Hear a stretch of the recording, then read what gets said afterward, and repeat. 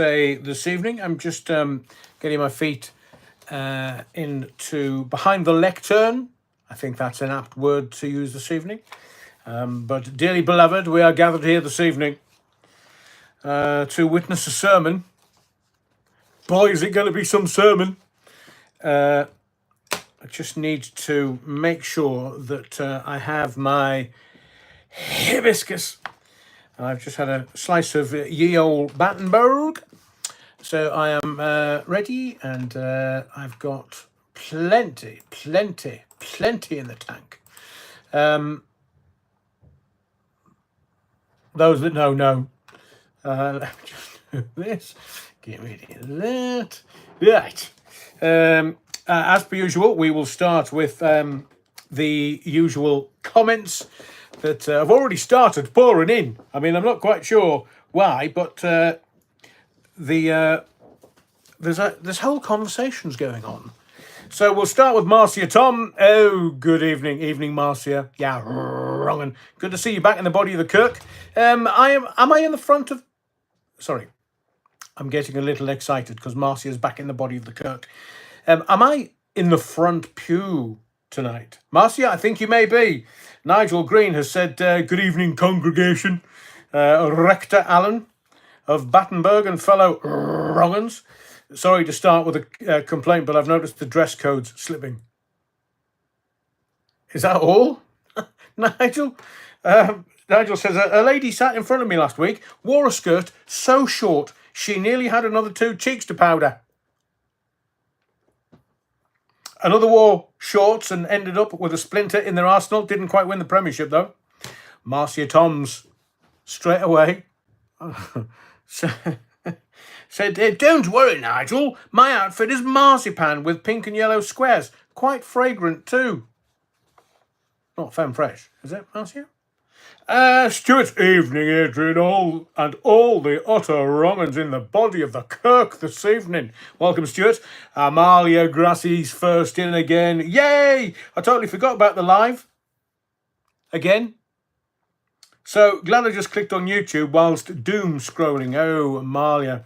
It's, you can get cream for that from the doctors. That's a real pick-me-up. See you later. Surf and turf for din-dins tonight. Oh, you're wrongin'. Mind you, I've had quite a strong chilli tonight. So please forgive me if you hear any extraneous noises. It's, I'll blame the chilli and the Battenberg, obvs. Neil Cunningham says, evening, are we all well tonight? We are, Neil, thank you for asking. And Amalia Grassi says to Neil, hello, Neil, how's you? Neil says, hi, Amalia, I'm alive, so that's a bonus. And, oh, I should cocoa, Amalia. Neil says, I think I'll have a brandy. Well, offer it round. Neil, don't keep it to yourself. The altar wine doesn't agree with me. Me neither. You know, as a Reverend Battenberg, I have to be careful. I say, Neil Cunningham, election betting. Well, we will talk about elections a little bit later, which always makes the Japanese laugh. I'm not going to crack that gag again, but they can't pronounce the L's, it's an R. I'll leave you with it. Amalia says, when I think of men sipping brandy, I imagine them in a men's club, swirling their glasses, red velvet smoking jackets, newspaper and leather armchair, oak wood, election smelection. Alexa, what did you decide to wake up for? Sorry, there is nothing to repeat. Well, that's what Neil was saying. It might just, if you're not careful with the brandy. Alexa, volume 4. Neil says, I'm in a scruffy trackie drinking brandy from a mug. Oh, classy, Neil, classy. Rusty Mouse, you must update yourself, Neil. Alexa, please, you know, I'm in the middle of... What you doing? I could not find that on Spotify. Find what on Spotify? Tart. Karen Boo UK says, oh, evening, everyone. Evening. Live was... Sunday's live... Oh, the wrong one. Hang on, where am I? Neil. Sorry, Karen. Neil first. Neil says, Sunday's live was excellent. The Reverend Allen is hilarious when he's ranting. Yeah, wrong 'un. I'm being serious. Karen Bow says, evening everyone, I'm here and I got chocolates waiting patiently. Oh, I say. What oh, Karen? Nothing better than the odd dairy milk. Or was it Cadbury's milk tray? Can you remember the advert with a bloke who like would swim oceans and fly aeroplanes and parachute just to give a woman a box of chocolates? If it had been me, I would have eaten them before I got there. Sorry, darling, you can have the box. Give it to the cat. The cat will love it. Evening, Rusty Mouse. Hey, what hymns are we singing? I think two. Well, there's two. There's the Stormtroopers theme tune from Star Wars, which was played this afternoon just outside 10 Downing Street. Oh, how I laughed. How I laughed. How I laughed. But the best one, things can only get better. D-Ream. D-Ream. And I just, poor Rich Boy Soaked. He doesn't cut himself any slack at all, does he? And all because the lady loves. It's all the news is kicking off tonight because we've got an election going on. Literally, just I'll do the introductions first, but let me just write this down.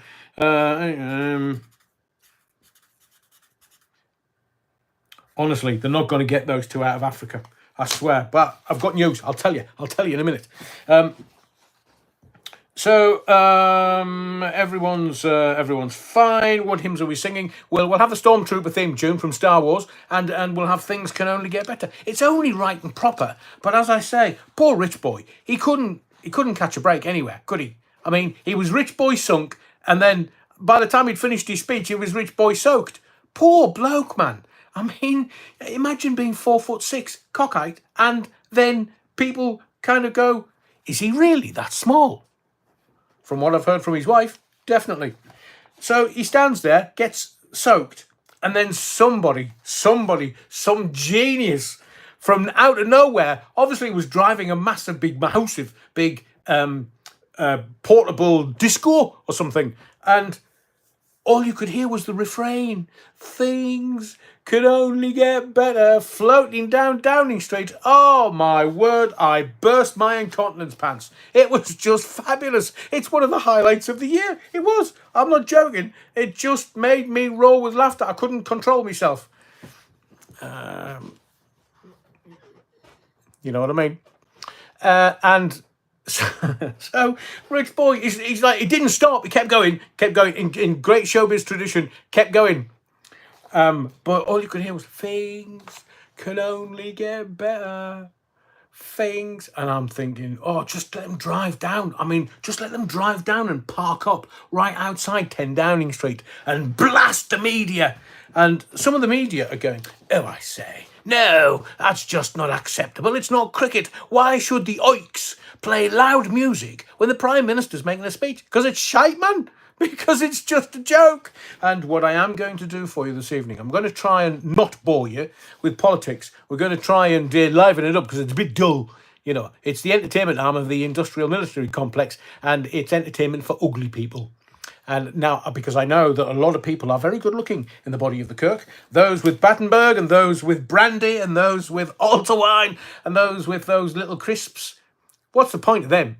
Take the body of the Christ. Well, I'll take his right arm, please. It's better than this. Can I have some ketchup on his fingers or something? Make it a bit more tasty. Sorry, I'm getting really inappropriate gags running through my head. It's entertaining me somewhat. Chair Block Tracy's in the body of the Kirk this evening. Evening, everyone. Rusty Mouse. All things bright and beautiful. Oh, can we not have something a bit more with some vigour? You're welcome, Stuart.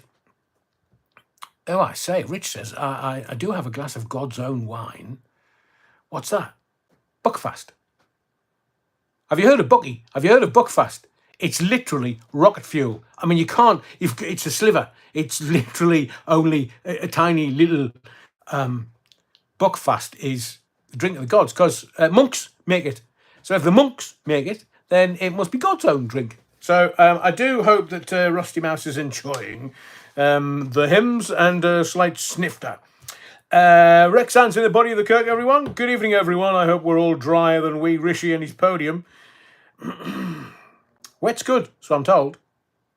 But not when you're standing behind a live microphone with electricity going into it. I mean, can you imagine all the leckies, all the electricians going, oh, he's standing in water, what we're gonna do, man? If he touches that microphone, it'll be like, rich boy, poof, no more. It would have made all the headlines. Tower Block Tracy, thank you, Rexan. Tower Block Tracy, I have blackjacks, fruit salads, sherbet lemons, bit of dib dabs, drumsticks, fizzy cola bottles, shrimps, flying saucers, Parma violets, love hearts, milk teeth to share. Do they fit though? Tower Block Tracy, milk teeth. You're supposed to put them up there and then pull faces at everyone else. I do like a sarsaparilla tablet myself. I am partial to Ruffles. Honestly, you can tell that I'm of a certain age. And, oh, Rusty Mouse. Cough candy. Mine have dropped. Me cough candies before you start. And Rambo, good evening all. Was hoping to have the front row of the pew, but looks like others have the front row. Rambo, you've got to get in early, man. You've got to get in early. You've got to have your drink ready, and you've got to have maybe some sustenance. Maybe...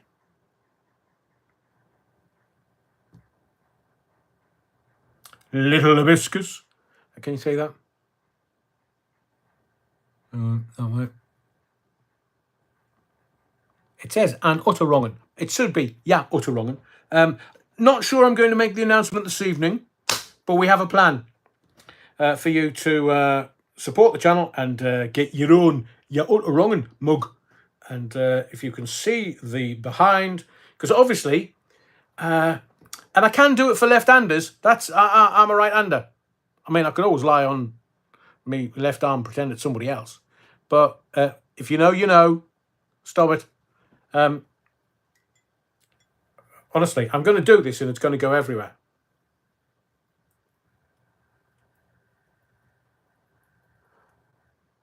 It will have 3 little dots and it will have an exclamation mark. But anybody's left-handed, don't worry. It might take a little longer, but we will do left-handers, curry-handers, as they say in the northeast. Hang on, where's Terry? He's late again. He's obviously having his wicked way with one of the nuns round the back. Oh, dear joy. Deep joy.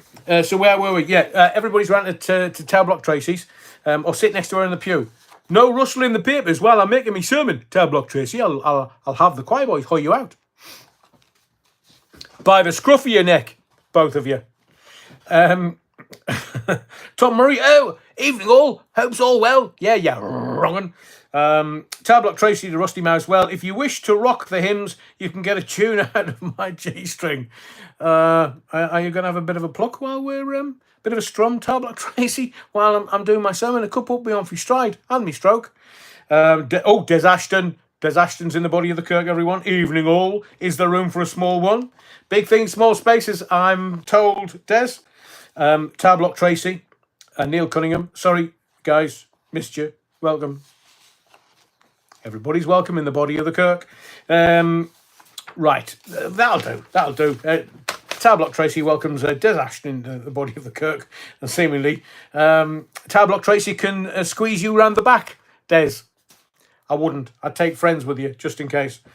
So it's Live 84 this evening. Thank you for everyone's jollity and gags and welcomes. And thank you, everyone. I do appreciate it. As I say, we're going to kind of meander our way through. We have to talk about, there's only one thing, except I'm going to give you a bit of an education this evening, because in the media there is something called PERDA, which means you can't talk about genital erections unless you get, like, you've got to mention them all. There's like, you know, like the BBC, they go, yes, I've got a chocolate bar. The chocolate bars, whatever it is, crunchy or something. Other chocolate bars are available, because their editorial policy means you can't give favour or preference to one manufacturer, one chocolate bar, one of anything. So it's the same in politics, really, for the journos. Oh, the journos, they hate PERDA, because we're in radio. You have to You have to show that you've given equal coverage to all of the varying political parties. But there is some breaking news that I will give you. Oh, things can only get better when Nigel Farage is going to make a decision and an announcement, and it's coming tomorrow. That's not something I want seared onto my eyeballs, to be fair, but I'm not sure what Nigel's going to do. But he won't be able to do any broadcasting if he's going to become an MP. So Nigel Farage is announcing his election plans. Alexa, I am just talking to my friends. Do you mind? Sorry, I don't know that. Well, seemingly you know absolutely Mick all. So he's Nigel Farage is going to make his election plans announcement tomorrow. Good on him. Is he going to stand for the Tories? Is he going to stand for reform? Is he going to stand for the Brexit Party? I mean, he's tried about 20,000 times to become an MP and hasn't so far. I wonder. Well, all of the MPs that are supposedly doing broadcasting, but they're not my level, darling. They haven't spent 40 years. Although he's got 100 million in the bank, what does he care? No, they can't. They can't. They've got to, if they have, say, just for argument's sake, a Tory MP sitting on a programme, they've got to have Labour, possibly Lib Dem, Reform. They've all got to be given equal parity. They have to, otherwise they will break the broadcasting rules. I see that GB News is going to sue Ofcom. It's going to get messy. It's going to get messy. But I'm looking forward to watching that. And we are going to talk about the Royals. But literally, there's while I talk to you, there's little announcements come up on my phone. Get off, you're wrong and you're shite. Oh, sorry. H&M, Harry and Meghan. The Ghana want them to go and fly over and visit Ghana. But she's not 43% Ghanese, is she? Can you imagine? I mean, he's the only ginger in town. Can you imagine? He goes to Nigeria. Oh, there's the ginger. Oh, look at the ginger. Oh, my word. I mean, there was a very famous singer. I won't name anyone. But, like, my ginger was like a mahogany ginger. Not one of those strawberry ones. Mahogany. And she sat there and she was like, oh, my word. What lovely hair you have. And I was like, here, get off. You're wrong. So H&M are going to Ghana. They've got an invite to Ghana. Obviously, they'll be flying private jet because they're not going to go cattle class at all, are they? And then they'll land and they'll go, oh, there's that well-known woman of colour, Meghan Markle. And there's the Ginge with her. And all the Ghanese are going to go, oh, it's Ginger. Look at that, Ginger. And Harry would be like, oh, yeah, man, I'm royal. Yeah, but you're ginger. We don't care if you're royal. You're just ginger. You're an entertainment complex. Wait till he drops his skiddies and he's got Fanta pubes. They'll all run into the bush. They'll all disappear. Look at that. So where are we going to start? Right. So we're going to take the absolute mick out of Rich Boy Soaked, Sir Keir Starmer. Is he scaring you yet? I do have. I'm going to get mine out and show you, because this is not an original idea. I mean, look at that. He looks like he's got a cucumber shoved up his derriere, and he daren't move, doesn't he? I mean, I hope he's used a bit of lube. But by the look on that face, I'm not sure he has.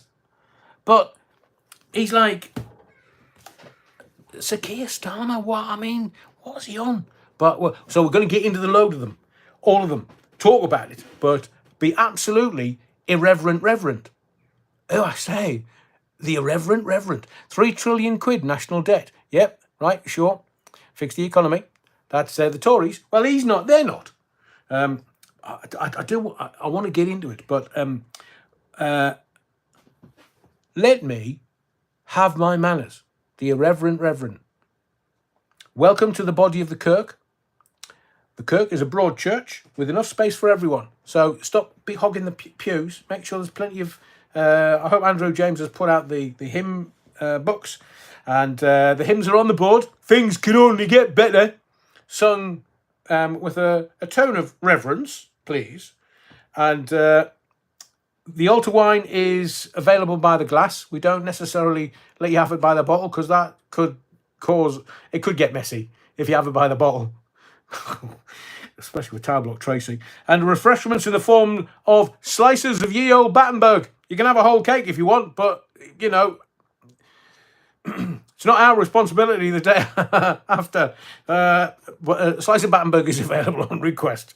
We'll even give you a plate. You're wrong. Thank you to Rich, one of the legendary Battenbergers, for his generosity as ever. And Rich was asking about Julian Assange. Now, with the lives, I've already done 2 videos today, so about, you know, the crooks in the Pink Palace. So I haven't had time to do all the research around Julian Assange, but I know that the papers have been carrying it. So just let me get this live out of the way, because as Adam turned around to Eve and said, Eve, you better stand back. I'm not quite sure how big this thing gets. So I'm not quite sure how long the live's going to be tonight. But I have noted it, and I will have a look, and we'll join the dots, and we'll have a bit of a chinwag about old Julian Assange. We'll do a deeper dive, I think is the phrase that I'm looking for, Rich. But thank you for your generosity. The super likes and the super things are open for you tonight. And can I start with something a little lighter? I was talking about ginger sphericals and me mahogany bits. But is it okay to fancy the ginger one in Granny's Allowed now? Yeah, Ginger Belfield, if he's got any hair left, probably.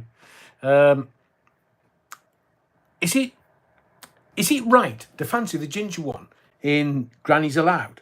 I mean, they're back on tour. I keep seeing all these pictures. You know, they're milking it. They're milking it.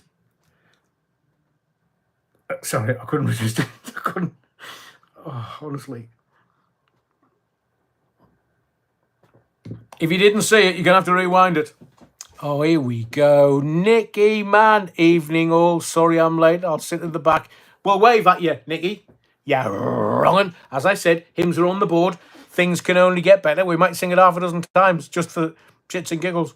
And there's altar wine ready. It's already been. And there's slices of Battenberg available from the right person. Tile Block Tracy is... she's got the diabetes, type 2 diabetes. She's got so many sweets. Everybody's going to be unnecessary, and all those E-numbers, and everybody's going to be running around the church, causing a whole load of hassle. I'll set the choir boys on you. Obviously, I'm not going to do anything. I'm just going to sit back and laugh me cab off. So, welcome, Nicky. Good to see you in the body of the kirk again. You're on. So, the Girls Aloud are back on tour. And it used to be, you know, the racist Tweedy. Slugger Tweedy. She goes beating people up, especially people of colour, in the toilets. She's not the go-to pretty anymore. I mean, so Girls Aloud. They played the 3 Arena in Dublin last week. 13,000 people. 13,000 fans. Didn't know they had that many. In Dublin, 13,000. Rusty Mouse said, well, especially if Tile Block Tracy's handing out the E-numbers and the sugar, the kirk would end up sounding like a Benny Hill skit. Oh.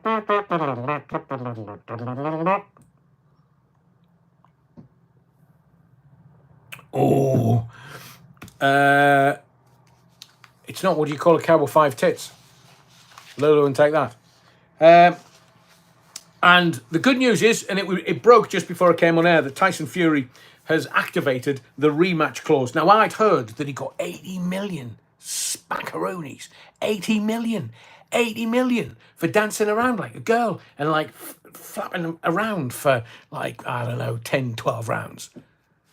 10 3-minute rounds, half an hour. Give me 80 million. I'd bear me derriere. In fact, I'd do the sermon with a cassock and stockings and suspenders on underneath. Not that you would know. Mind you, there are people in the House of Parliament and judges. So, they reckon he could get 100 million for the next fight. So, did he lose on purpose? And is he getting double bubble? 80 million for the first flight, 100 million for the second flight. And there's Anthony Joshua sitting there going, hey, lads, can I get some money? Nigel Green said, oh, I don't know. Obviously, it's an age thing, but things are seizing up. It's getting harder. So Usyk, I remember seeing the fight. Watched the whole fight. Love myself a bit of boxing and a bit of MMA because of my martial arts. But Usyk was sucking on something in between rounds, and I was like, "Is he sucking on a fisherman's friend?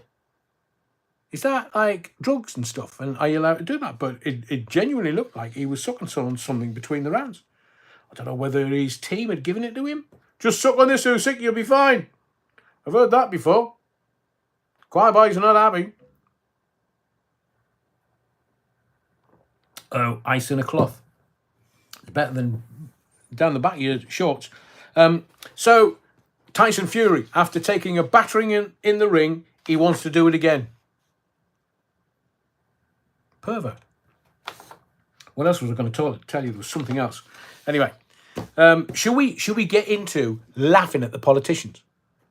Because there's like 70, is there 79 of them standing down at the general election? Tra. Thanks for the work. You've been paid well. Off you go. Foxtrot Oscar. I want 74 MP. Sorry, I was getting ahead of myself. Busy Rishi. It's funny. He's got to go. I mean, look, I'm not psychic or anything, because I've said to you before, if I was, I'd be winning the lottery every weekend.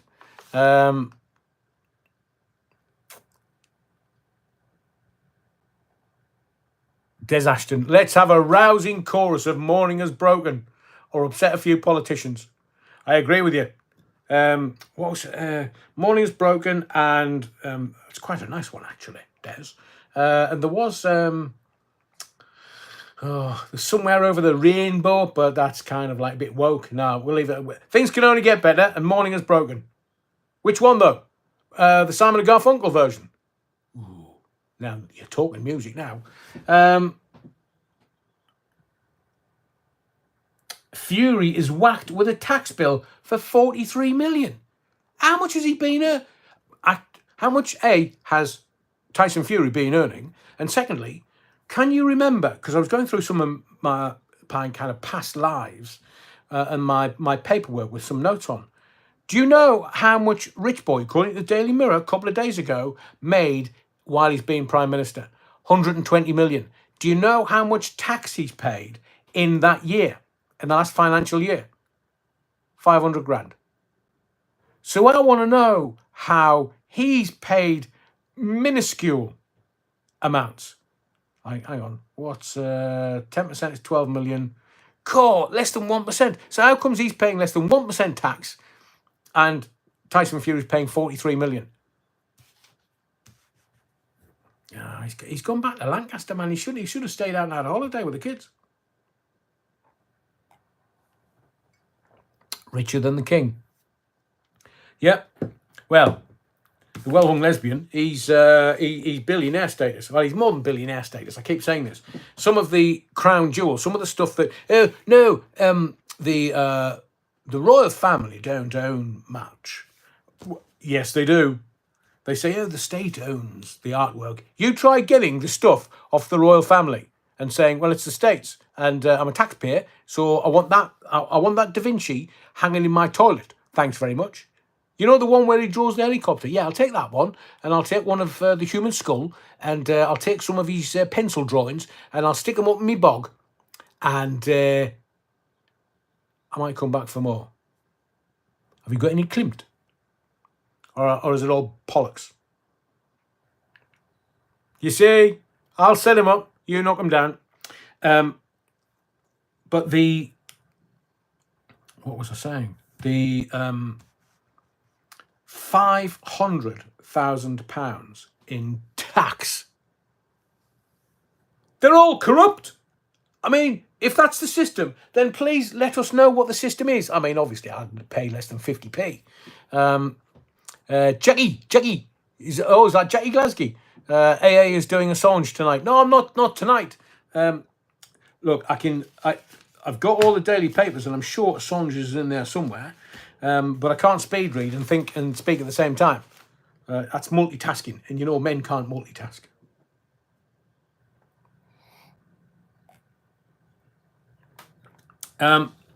So what I'm going to do, I'm going to give you a bit of an insight, because in my view, Rich Boy Soaked is a bit of a shy politician. Now I know that's quite a strong word, politician, but he's just not. So what I'm going to do, so I'm sitting there looking at Rich Boy going, hang on, you've given this speech before.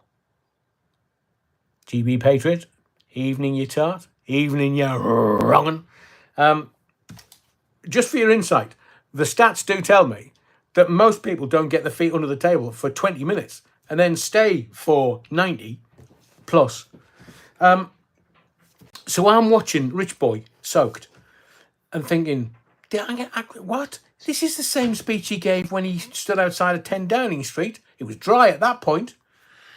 And he gave roughly the same speech. So what I did was, I went into my archive and I got his speech out.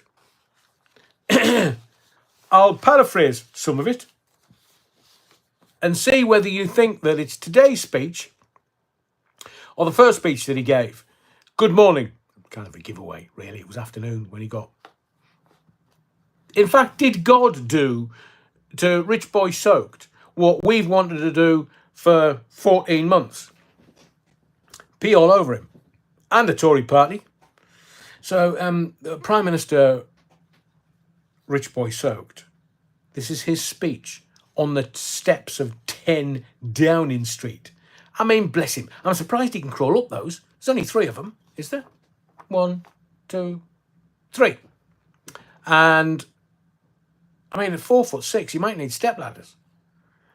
But this is his speech. And just tell me if you think that it has a certain je ne sais quoi, certain ring to it. Not that kind of ring. Not the one that Tyson Fury took a battering in. No. Just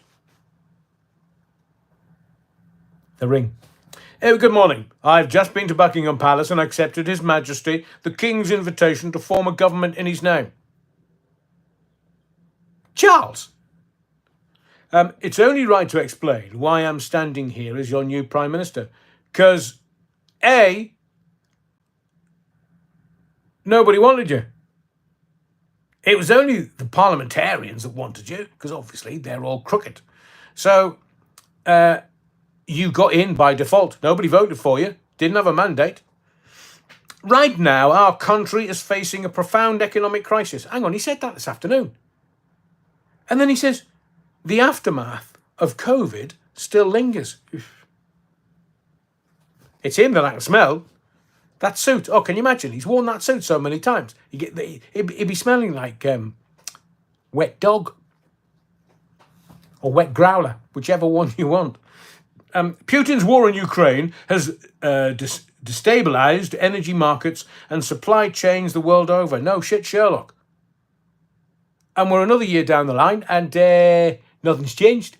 Well, it has, really. So during the week, I told you on Wednesday, Russia has found more oil under Antarctica, and they reckon that the oil field they've found, that's the Russians, the oil field that they found is the size of the last 50 years' output in the North Sea.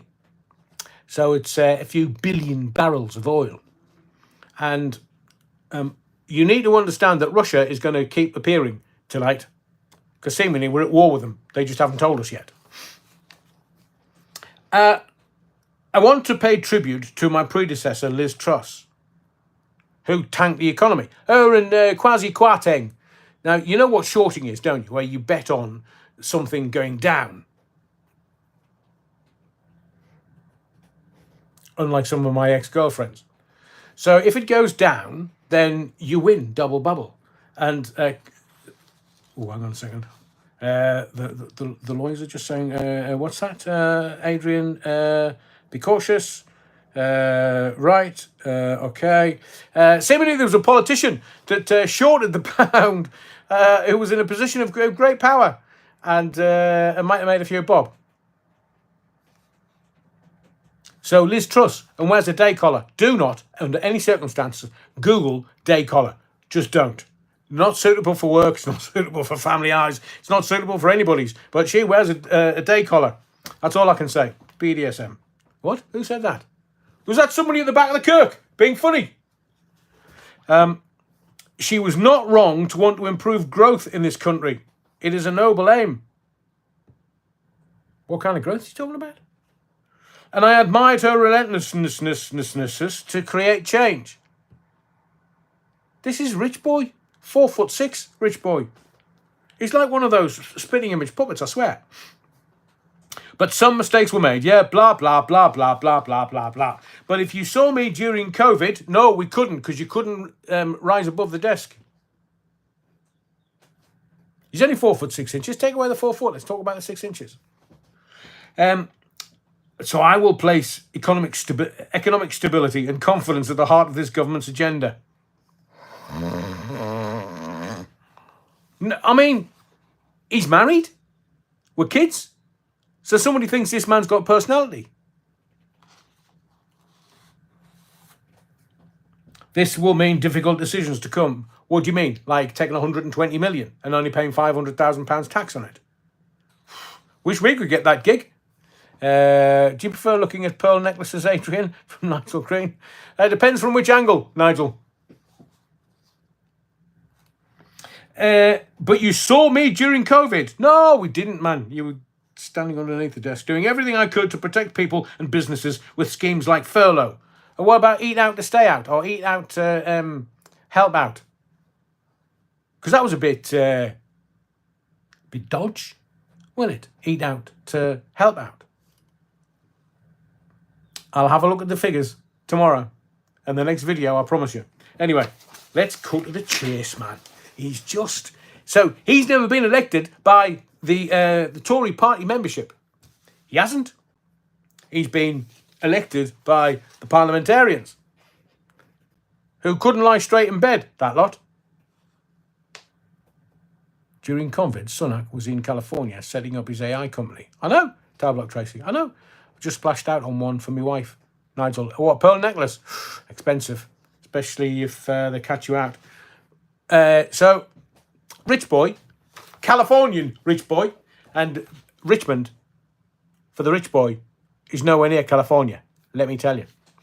And so a bit like the man with the cucumber at his derriere. I mean, look at that. Look at the fizzog on that man. I mean, do you think he's the life and soul of the party when he goes to a party? Do you think that man there is going to crack a few gags? Do you think he's going to be the life and soul? Do you think he's going to be entertaining? Do you think he could come and do a 3-hour live with me and keep you engaged? Look at that man. He's got beads up his derriere.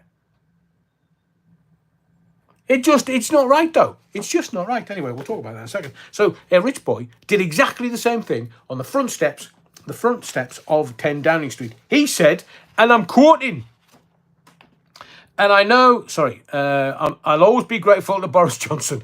Yeah, right, mate. It was a death match between you and Bojo was never going to win. I'm grateful to Boris Johnson for his incredible achievements as Prime Minister. Was on the back of a fag packet. And I treasure his warmth and generosity of spirit. And for fecking off when I needed him to.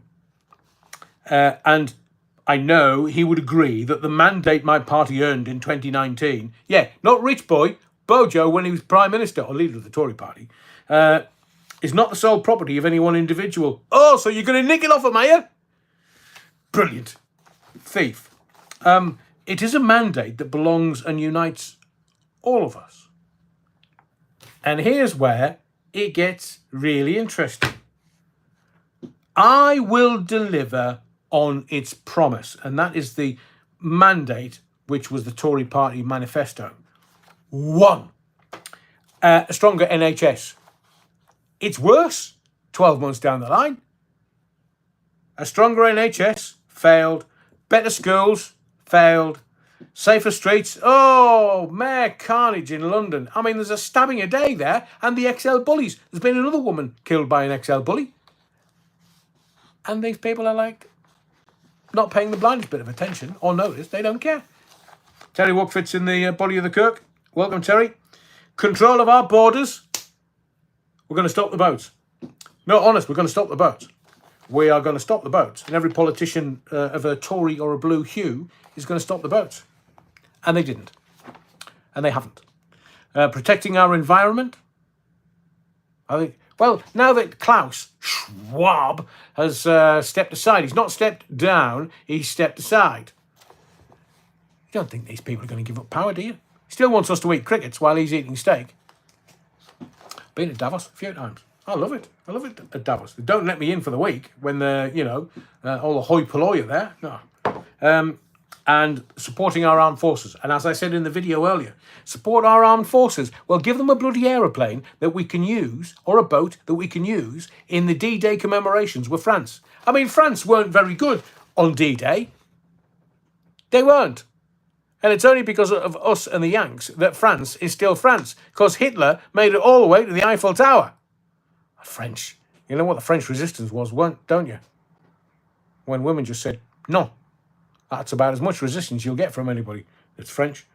So there was all this levelling up, and there was opportunities of Brexit, business, investment, innovation, and creating jobs. And I stand here before you ready to lead our country into the future. No diggity. I've got to stop swearing tonight. No diggity. Put your needs above politics. Oh, hang on a second. Didn't Sir Keir Starmer, is he scaring you yet? Didn't he say today, we're going to put service before country? Sorry, service before party. Is he trying to tell us they're going to give us a good servicing? That's what the government always does. Bends you over, gives you a servicing. So, Rich Boy has used that speech before. I don't know whether his speechwriters went on strike today. But he's done it before. I'm sure he'll do it again when it's his exit speech, because I will guarantee you that I don't think we've seen anything like we're about to see in politics ever before or again, because we're getting close to 2030, Agenda 2030, which they want net zero by 2050. Oh, will you just foxtrot Oscar, man? Net zero. It's just something you've made up. It's an inconvenient truth. See what I did there? What's his face? Al Gore. It's an inconvenient truth. Aye, mate. How much did you make out of that malarkey? Because all these politicians, they go into politics with next in out, and they come out of politics multimillionaires. How does that work then? So let's talk about Rich Boy Soaked. He's leading the Tories into their first general election. They need to bring back the clown. Big shoes, red nose, and a flower that squirts water at you from his lapel. Because they're never... Hang on, who's just... Have we got a first timer? Karina Jane. There you go. Pop your cherry. First timer. Welcome to the body of the Kirk, Karina. Not rules per se, but if you manage to squeeze up into one of the pews, Tower Block Tracy's got loads of sugar. She's going to have everybody unnecessary running around the body of the Kirk trying to work that sugar off. There's free altar wine.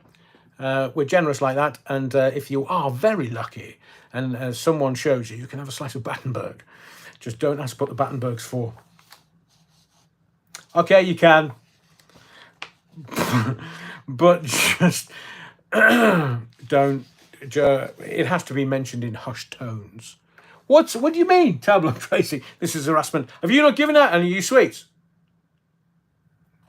I think that's just unacceptable on many levels. If you've not offered your sweets around, if you've not offered your sherbet dib dab around the body of the Kirk this evening, then that's just not right. Anyway, get back to the clown. At least the clown was entertaining. I'm talking about Bojo. At least he was entertaining. Labour are 20 plus points ahead in the polls. Now, we know that we can't trust the pollsters because, well, they're a bit naff and they can never get it right. But I do love a political joust, and I have had the fortune or misfortune, whichever way you look at it, of interviewing some eminent politicians. My favourite was Tony Benn. I interviewed Tony on my lunchtime phone in on Century 106, and it wasn't necessarily a rapier cut and thrust, but it was just lovely to have a man that had so much common sense that he makes these idiots look like idiots. So, is Sir Keir Starmer going to be the new Neil Kinnock? Because there is every chance that Neil Kinnock in 1992 snatched defeat from the jaws of victory. Remember 1992? Things can only get better. No, I'd have been released then. No. But Neil Kinnock was measuring, he was fitting up the curtains for number 10. Him and Glynis. Yeah, well, first party, brilliant. We'll have some proper beer. Yeah, I agree with you, Louise. Tony Benn made a lot of sense. He's very much missed, as far as I'm concerned. And I don't, and before anybody says, hang on a second, Adrian, you kind of, you're pro-Tory or you're pro-Labour, or that's to put me in a box. All politicians need to be had a word with. I'm not interested in political hues, political colours. I'm not interested, because if they're crooked and if they're at it, then we call them out. I have met some decent politicians, very few of them. Andrew Bridgen has agreed to come on the channel, and we're going to try and get him on. He's at least he's trying to tell some kind of truth. Terry Wookford, him and his missus on Blackpool Beach went, oh yes, when Neil Kinnock fell over, and Glynis, I mean, it's always the way, a good woman holding a good man up. Both hands, she was trying to keep him, and he fell over. Just, didn't it start, it's completely gone out of the top of my head. Spitting Image. Wasn't it the beginning of Spitting Image where they used that kind of cut, or was it one of the comedy shows? So is Sir Keir Starmer going to be the new Neil Kinnock? Snatching defeat from the jaws of victory in 1992. Now, Sir Keir Starmer, he said today, and I've written some notes down, an opportunity for change. Is that LGBTQ plus again? Because aren't they saying that? If you want to change, then we'll send you to a doctor, and you only need to go to one doctor. Honestly, the UK is going to turn into Biden's America, which is just foolish. And can I tell you, the funniest, and if I can get it and put it on this channel, I will do, the funniest video I've seen this year, and I've seen some real corkers of Joe Biden, Sniffy Joe, who obviously he needs a bit of Colombian. He needs the marching powder just to get him go. So today, or was it yesterday, he's standing there, and all of a sudden you hear, we toot, and all the crowd start laughing and giggling and looking at 46, President of the United States. And he was, didn't care, sounded like a chair creaking, to be fair, so there's definitely cobwebs there. And he turned round thinking everybody was laughing at him, so he joined in giggling. His hearing aid wasn't turned up, so he didn't know what was going on. He obviously didn't realise it kind of... And he turned round, everybody's laughing and giggling, so I thought, I'll just salute them. I mean, yeah, blame the dog. Dog wasn't with him, though. Boris, bumbling fool. I thought you said bumming fool there for a second, Bad Wolf Project. And it's just the funniest thing. It literally, it's like one of the old folks from the old folks home who just wander around, and because their hearing aids are not turned up, they just break wind just as much as they want, whenever they want. And they never hear it. It's everybody else that goes, no, there's Joe again. He's just dropped one. Trump, says Alan. I know, but for me, it was just one of the, a bit like him falling off his bike, coming to a stop, and then just keeling over on his bike. Modern technology, he's not got a grip. So Sir Keir Starmer said today, and I'm just going to keep that Joe Biden at the back of my head just to amuse me while I amuse you, amuse Bush. It's an opportunity for change. Change what? Look, change back to Labour, new Labour. I mean, is it an opportunity for change so that Tony Blair and Gordon Brown and Mandy Mantelson can come back? Oh, can you imagine? Tony Blair. You remember who Tony Blair is, don't you? Gordon Brown. Oh, that woman. What? Terry Woodford. Strange how the current US president plagiarised one of Kinnock's speeches. Did he? And Kinnock's still around, isn't he? He's a peer. He's a lord. And he said, a vote for Labour is a vote to stop the chaos. What chaos? It's not. It's foolishness. It's not chaos. And are they going to bring order out of chaos? No. Are they? Hella's like, he's part of the establishment. Now, if you go and watch, if you go back and watch the first video that I did today, there's a little Easter egg in there. I'm not going to say anything here. You're going to have to watch it. If you haven't watched it, you're wrong on. But there's something that you will be very happy I've pointed out. Now then. So, according to Sir Keir, a vote for Labour is a vote to stop the chaos. Well, is it a vote for Angela Rayner to get another house? That'll be 3 houses or 4 houses. Angela 2 homes, and then there's Prescott 2 Jags. They've all got multiples in the Labour Party, never mind. He said it's country first, party second. Yeah, right, mate. Yeah, right. It's trouser pocket first, back pocket second. And this is Sir Keir Starmer. He's married to a woman, but he couldn't define a woman. Everybody knows what a woman is. Comedy opening. I'm not going there. She'll kill me. So Sir Keir says it's a commitment to service. Commitment to service. So the Labour Party are going to give us a servicing. Are they? Wonderful, Sir Keir. Thank you. Do I bend over first, or do you just debag me before you give me the servicing? And there's 74 MPs not standing at the general election. Why? Why? There's loads of them. I mean, normally 1 or 2, yeah, but 74? And do you know that loads of them are going to cushy jobs? There's Savid Javid. He's going to a job at JP Morgan. 3 million a year. 3 million pounds a year for a job at JP Morgan. It's a bank. Can we change subject for a moment? Because I don't want to talk about politics all night. Have you been asking the same questions as me around Geo from Strictly? Because somebody said to me in one of the comments, is this another Russell Brand?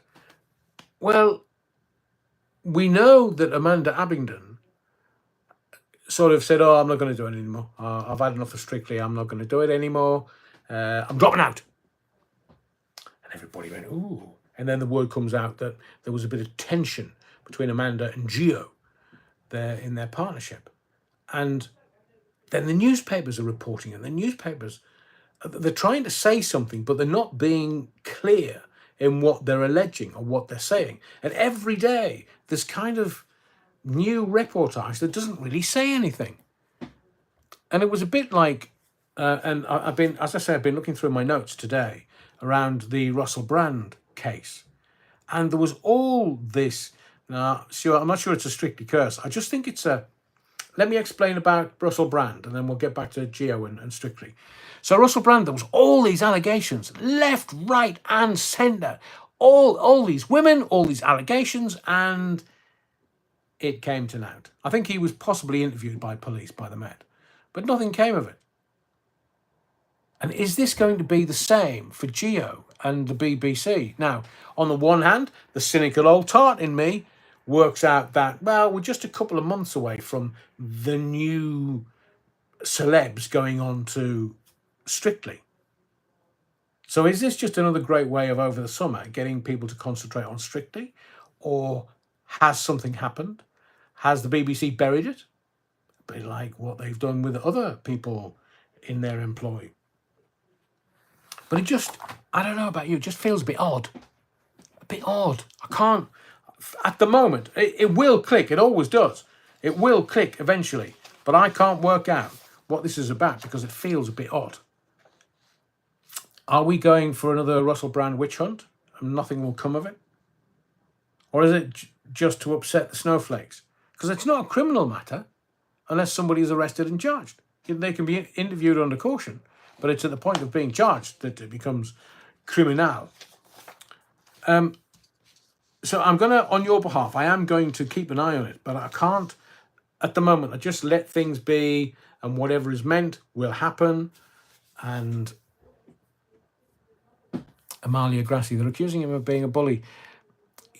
Yeah, but the words that they're using, they're not saying he's a bully. We know what they're saying, but they're not coming out outright and saying it. So it's a bit like Hugh Edwards. When The Sun had Hugh Edwards dangling on a string and they were like, oh, it's a BBC presenter, it's this, it's that, the other. And there was all this furore where everybody was like, oh, no, who it is. No, it is. It's Noel Edmonds, or it's so-and-so, and so-and-so, so-and-so. And it wasn't. Poor Noel Edmonds, he was in New Zealand. And it's this...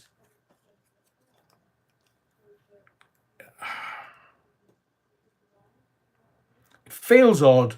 Something not right about it, because normally when the reporters are reporting stuff, they will put it in the story, but they're not really putting anything in the story. And we get that he's a bit of a bully, but he's Sicilian. I mean, honestly, I've been to Sicily quite a few times, and I can tell you, they're not known for cracking gags. They're just dead straight, and if you're dead straight with them, a bit like the Scots and the Welsh, if you're dead straight with the Scots and the Welsh, they love you to bits. Don't be messing about. Just tell it like it is. So the Sicilians are exactly the same. Fabulous food. Wonderful. So Gio, good looking boy. He's got lots of fingers in pies. Not that kind, you Roman. Just pies. And it just doesn't feel your normal media witch hunt. It just doesn't. So I'm trying to work out what it is. We're going to ask a few questions tonight. And I can't get to... please keep all your comments coming. I can't get to the poll that I'm running around Paula Venables. So I'm going to ask you the question here in the comments. And you know that it's 1 for yes, 2 for no. So Paula Venables has been at the post office inquiry today. I think she may be there again tomorrow, possibly Friday. But she got an utter grilling from the KC, any Sunshine Band. She's been crying at the post office inquiry today. That's Paula Venables. You know, the vicar, me mate, God. The vicar, she was head of the post office at one point. So I'm going to ask you a straight question. Oh, thank you, Rich. She's in for 3 days. I'll be watching tomorrow. That KC didn't give her the lickings of a dog. So, Paula Venables crying at the post office inquiry today. Should she be prosecuted?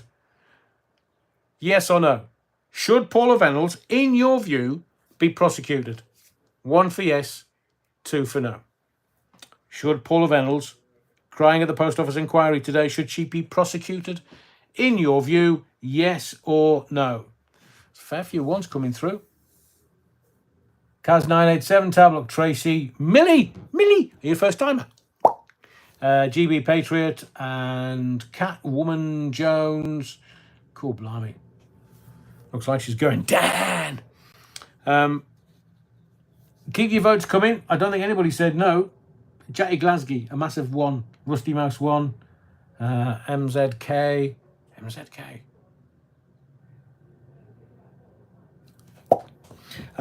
We got other questions. We're going to mention Scove in a little while.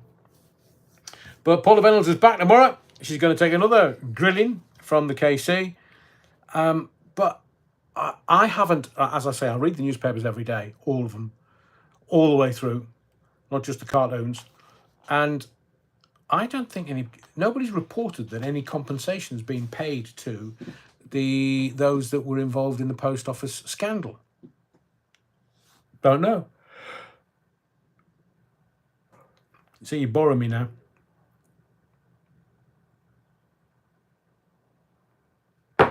Should have went to sleep last night. So let's just keep an eye on that, because I haven't seen the compensation. I've seen no newspapers or journalists saying compensation's been paid. Compensation's been paid. We don't know how many millions, but I know that this is off the top of my head. This is from memory. Fujitsu have put 200 odd million aside to pay compensation. The government's paying compensation. The post office said they would, but didn't kind of give how much they were going to pay in compensation. So look at the blood transfusion scandal, and £10 billion. Government were quick to pay out for that. Do you not think? So it kind of broke Monday and Tuesday majorly, and then on Thursday they announced the general election. Now I know I say this, I'm a cynical old tart, and it's all down to timing. So they do this and give 10 billion in compensation, like the day or two before they announce the general election. Away, man. 27 billion more like for the blood combo. Really, Alan? I know that they are talking in billions, in tens of billions, but there's the post office. People lost their livelihoods. People killed themselves. People lost their lives. And they're not going to really do anything? There you go. That's politicians for you. If there's something in it for them, they'll have it straight away. But if it doesn't make any difference, they don't care. Don't care about you, just as long as you vote for them. Now, can you remember Stop the Boats? Can you remember that? Stop the Boats. Heather Moore, first timer. I feel sorry for all those working for the postmasters and mistresses. Awful scandal. Thank you, Heather. I agree with you. Thank you for being in the body of the Kirk this evening. But I want to bring your attention back to Stop the Boats, because a few months ago, the whole country was up in arms. Obviously, they were sinking in the water in the channel. But what's Terry saying? Post office compensation scheme was set up at the beginning of the year. 75k up front, then further allocations later. But the post office scandal was a massive story. And yet, a couple of days before they announced the general election, they announced 10 billion for the blood transfusion scandal. Is that politicians wanting to look good in the eyes of the public? So, Stop the Boats. There was kind of running through last winter. Everybody in the newspapers, there was this moral indignation flying everywhere. Everybody saying, stop the boats. You had Little Rishi, and you had James Not So Cleverly, and you had all the other Tory grandees going, stop the boats. We're going to stop the boats. Well, they bloody didn't. And notice how they dropped Stop the Boats.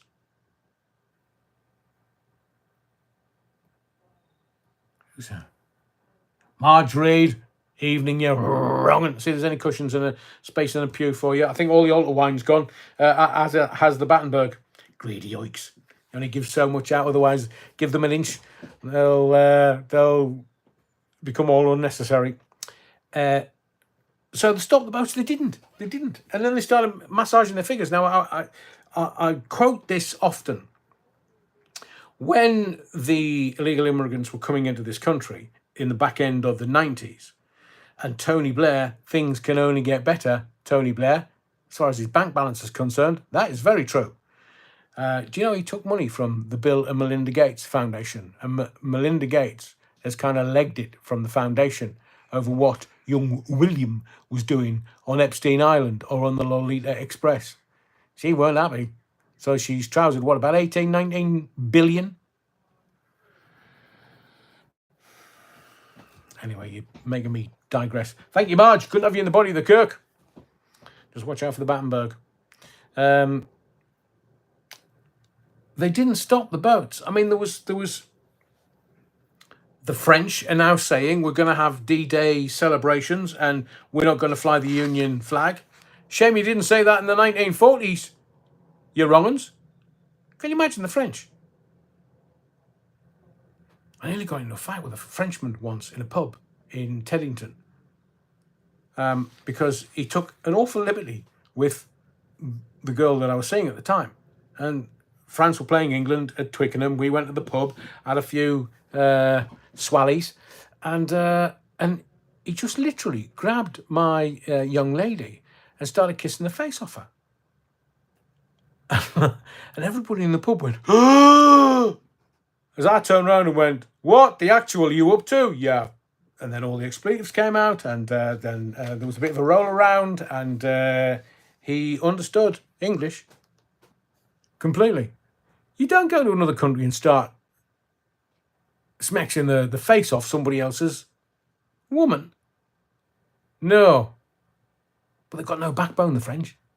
No backbone. That's why they're easy to beat in a fight. I keep telling you. No backbone. Didn't in the Second World War. They haven't since. Anyway, the French are not flying our Union flag as part of the D-Day commemorations. They should be told, here, give us the 500 million back, then you're wronging. Emile Macron, give us the 500 million back. Yeah, utter wronging. And don't forget your husband, brother, wife, whatever you call her. We want the 500 mil back, mate. And maybe we'll invade France again. Because there's over hundreds of years, we've had kings. We've invaded from Richard I. We've gone over to France, Normandy, and gone, right, we own this now. And because all of our landed gentry spoke French, they were fluent French. They weren't speaking English. They weren't speaking anything other than French. I mean, Jackie does have a point. Our lot are quite unfit to fight. But that's because it's Gen Z, man. They're not. They're just pussies. My mental health. My mental health. Here, mate. Go off. Come and live with me and I'll tell you about mental health. I'll tell you about tough upbringings. And I'm sure there are people in the body of the Kirk who can say exactly the same. So let's send them over. Gen Z. Here, there's a gun. Oh, by the way, if we're at war with the Russians, you know what that means, don't you? Yeah, Gen Z. They're going to be given a gun and a uniform, and they're going to be conscripted into Ukraine. It's coming. It's coming over the summer. And they can't turn around and say, no, I'm a YouTube influencer. You also got a gun in your hand, and you're going to put a uniform on. You're going to get 6 weeks basic training, and you're being flown over to Ukraine. You can go and help Ukraine beat Russia. What's that? That's very funny. Nigel Green said, Richard I, I could do with a good Richard III. All this Battenberg I've eaten today. Well, go and lay some cable. We'll wait for you. So this French town that won't fly our Union Jack, lots of Gen Z have applied to join the Queen's what? The Queen's Regiment. You know that they obviously got hold of the wrong end of the rifle. By Queen's Regiments, they didn't realise it was the Queen, Elizabeth, or Camilla. They thought it was rainbow-coloured trousers. So the French won't fly our Union flag is the point that I'm trying to make on their D-Day Normandy town celebrations. Honestly. Let's just get like half a dozen other lads. Let's go over there and give them some education. But I mean, the only reason I'm kind of a fan of the French, and I will mention them again in just a little while, there was a French cop who went right up in my estimation. So there's all these unnecessaries in their floaty jackets getting into a dinghy, and he went, oh, or whatever they say in French. I can't speak it, I'm not fluent. Well, Michel Platini, oui, and Tour Eiffel. It's not going to get me far in a French restaurant, is it? So he just went up to the dinghy and just stuck a knife in the dinghy and let all the air out. And there was one poor unnecessary who walked away going, oh, what are you doing that for, man? Or in whatever language he's talking about. Because the French love a shoulder shrug, don't they? And I was laughing my cap off because he'd obviously paid the money to get across the channel. one of the busiest shipping lanes in the world, and some French cop just went, "Oh, here, have a bit of that. There's me knife in there. Pfft, there's your dinghy gone." That's the kind of Frenchman we want. Somebody with a bit of gumption. Do you know why? Oh, all right. It's not a conspiracy theory, because there's no such thing as foil tin hat wearers. How to get it in the right order. In this body of the Kirk, we're respectful in the body of the Kirk. Sacre bleu. And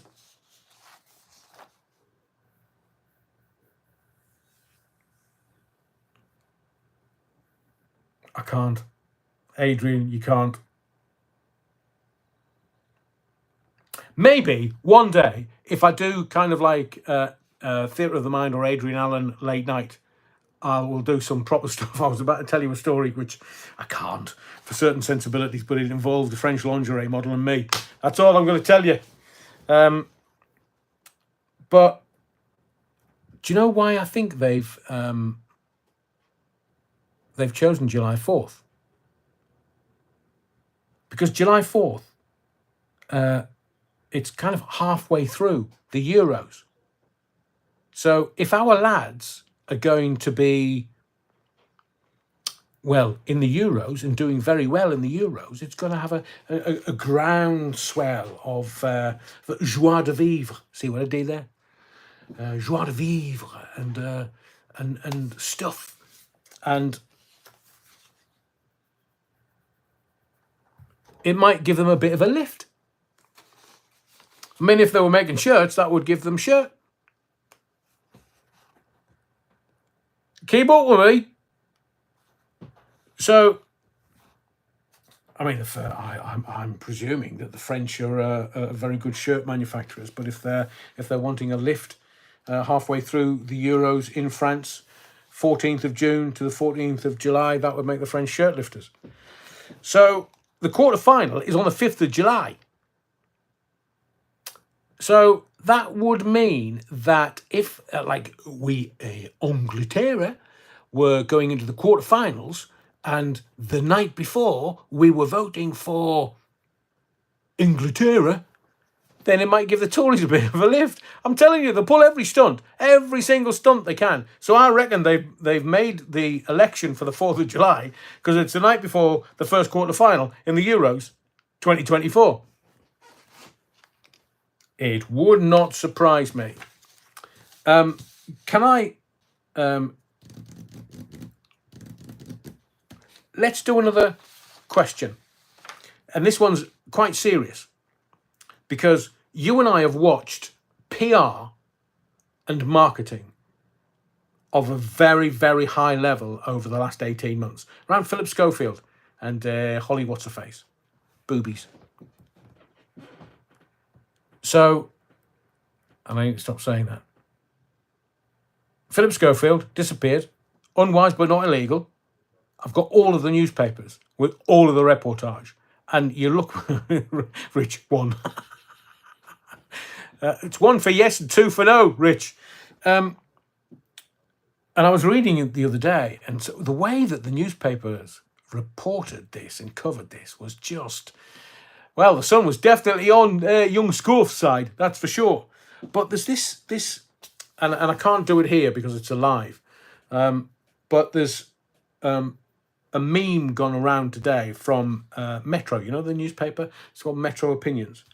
And I'm quoting it now. It says, "It's time Philip Schofield was forgiven and offered a second chance." So I'm going to ask you a question. Metro Opinion today, and what they've done is the PR team that's working on this very, very, very cleverly have the pictures that they keep putting in the papers is of Schofield and his growler. Now his daughter is sometimes his wife's in it because she's being used as well. But you know they're business partners. So, blimey. It's time Philip Schofield was forgiven and offered a second chance. 1 for yes, 2 for no. 1 for yes, 2 for no. Now, Scove keeps being papped by somebody that hasn't got a decent phone camera. And it's always in the same place. It's always like some street corner. What's he doing hanging around street corners? We know what you call that kind of bloke, don't you? Dog walker. So it's manufactured. Everything to do with him is manufactured. They want him back on telly because he's worth a lot of money to the TV companies. He can make millions. I mean, there's what's her face, Grumpy Knickers, and what's her face. She reckons she's given away her £50 million fortune. Another ginge. Nigel, you're funny. She's given her 50. How the bloody hell did she make 50 million quid from being on the telly? Yeah, Anne Robinson. 50 million quid. So you see, for Scove, it's very lucrative. Unwise, but not illegal, but it's very lucrative. So they've run this reportage because they want the public, now that 18 months has gone down and passed, that they want to get Scove back on the telly or back on the radio. Now, as far as I'm concerned, this really brasses me off when there are great proponents of radio in this country, but agents just want to make money for their telly people. Telly people are, if I may be so bold, shite on the radio. All of them. Because they're not warm, they're not engaging, they're visual. Radio is about audio. It's about selling emotion. It's about connecting emotionally with your audience. And do they? No, they don't know how to. They just need to, I mean, some of them just sit there and try to look pretty. Anne Robinson, Robert Maxwell, love her. Ooh, allegedly. GB Patriot, where'd you get that one from, you wrong un? That's a nice little morsel. Mind you, she probably had to take up swimming lessons to be Bob Maxwell, Captain Bob. Is he still? Well, that's why they call him Bob. So I kind of get Neil Cunningham. You're just doing it for the giggles, aren't you, Neil? One, yes. But mostly twos. But I think that... So watch it. As I say, put things on your radar so that a month or 2 or 10... they might just reappear, like the Black Swan event I mentioned last year. And they want Scove back on the telly. Imminently. Because he's a very talented TV presenter. I mean, he's... Paul O'Grady on the radio. Well, yeah. He's got had a great voice. Neil, you're reading my mind. I'm not going to read it out for legal reasons, but you're reading my mind. Isn't Anne Robinson going out with the Royal, says Stuart. Yes, it's Camilla's ex, Mr. Parker Bowles. Sorry, Parker Bowles. But 50 million in your trouser pocket, yeah, you'd pull a few. Terry Wookfit. Hang on. Oh, Nicholas Rayner. Let's see what I did there. For legal reasons, Terry, legal. So... let's get back to, I mean, somebody's just asked a question about Anne Robinson and the Royals. Scove's going to come back on telly, come hell or high water. The only thing that is going to stop him from being on TV is if the audience isn't there and if the audience won't accept him. So they're testing the water. Rather than get focus groups together, they're testing the water to see whether you would allow Scove back on your telly or whether you'd walk away from him. So they're just... testing the water, flying a kite, if you wish, just to see what's going on. And if there's too much negativity, they'll leave it another 6 months, 9 months, and they'll try again. But I believe he's toxic like Barrymore. Barrymore's never going to get back on TV, ever. No matter how hard they try. Is it true Scove was grey by the time he was 20? Yeah. He's grey as a young boy. Used Grecian 2000, seemingly. Or one of the hair colourings. I want to talk about the Royals and sort of being semi-serious, because I'm keeping an eye on the amount of days that Catherine, Princess of Wales, has not been seen. And as I've said to you many times before, it's diversionary tactics. They say, look over here. So you look over there. And actually, there's nothing there. When you wanted to look over here, and that's where the stuff is. The real stuff, the real news, over here. But they're trying to get us to look over there. So if you look at the amount of royals that they've now got in the press, they've got Zaza, and they've got the Duke of York's 2 girls, and it's like a zoo. But where's Catherine? Where's Catherine? No, it's not. Watch out, Jerry's behind. You're not a boxer by any chance, are you, Jerry? And the last time Catherine was seen, no, let me rearrange that. Catherine was seen just after Christmas last year, 2023. Has not been seen since. Please, you're a critical thinker. You're a member of the body of the Kirk. We don't accept what we're given here. If somebody says, oh, there's Catherine sitting on a bench, we go, can we just have a look at this, please? And just, don't believe you. And when somebody, who was this clown that says, well, I saw Catherine and William at Windsor Farm Shop and, well, it was them. No, it bloody wasn't. Either A, he definitely needs jam jar bottom glasses, or B, he needs even thicker glasses. Thick's good, from what I'm told. It wasn't her. It didn't look anything like her. And the Photoshop photo, no! It wasn't her. Might not have been William either. I mean, there was a car came out of Windsor Castle, and they went, oh, see, there's Catherine, there's Catherine. And then somebody went, oh, no, it might have been Philippa. Might have been Philippa with a mother. Something is going on. There's absolutely categorical evidence that something is going on. Quite what and for what reason, that's the imponderable. But we know that there's something going on. We know they're trying to have us. And yesterday, now I don't have the details to hand because I didn't manage to get them in my notes before I came on live, but I will do over the next couple of days. She was supposed to launch a campaign yesterday. And it didn't happen.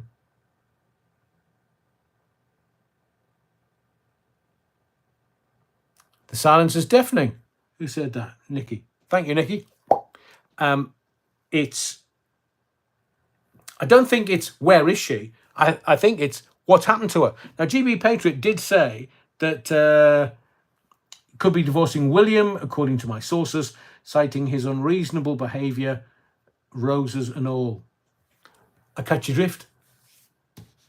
As I've said before, we used to get free pegs when the Rag and Bone Man came round our street. Great pegs they were. I loved those pegs. I'm sure William wouldn't have given any clothing away, but seemingly he likes pegs too. Peggy Sue. Peggy Sue. So, wooden pegs are the best, so I'm told.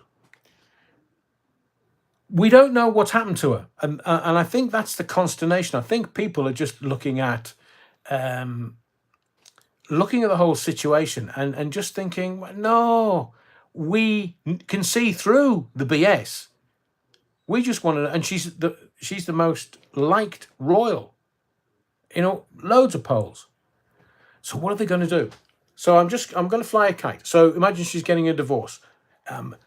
It's not unusual to be loved by anyone. Sorry, Tom Jones. It's not unusual for a royal to divorce. But it is unusual. Well, no, you've got Diana. So Diana was mother of the future king, William.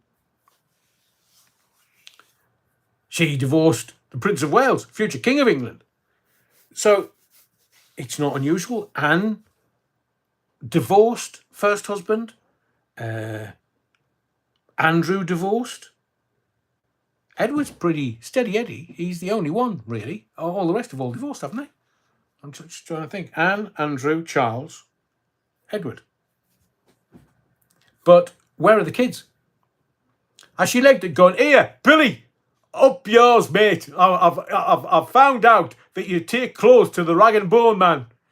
Rag and Bone Man, I'm only human. There you go. That's how we get past it. We just quote Rag and Bone Man. I'm only human after all. That's probably William's favourite song. And, you know, if he passes his clothes on, because he probably only wears them once and then just passes them on, he'll be getting his pegs off the Rag and Bone Man in Windsor. So if Billy's sort of like, here, Katie, man, Foxtrot Oscar, I've had enough. There's not enough Battenberg in this house, and it's down to you. You go to the farm shop. I've seen you carrying the shopping. Nothing wrong with you. Here, get down to the farm shop and get me some Battenberg, woman. How very dare you talk to me like that, you wrong'un. If you want any Battenberg, go and get it yourself. You've got Royal Protection Officers, send them down. Give them your credit card. It's all right, Billy, it's platinum. But we don't know. We literally don't know. And it's coming up 6 months now. And remember, there was a convoy came out of Windsor Castle and went to one of the hospitals in London because something had happened. And a couple of days ago, one of the staff at one of the castles in royal employ said that she'd taken some sleeping tablets. It took too many. Was it St. Edward's, Terry? She'd taken too many sleeping tablets. So maybe there's been a really horrific accident. An accident.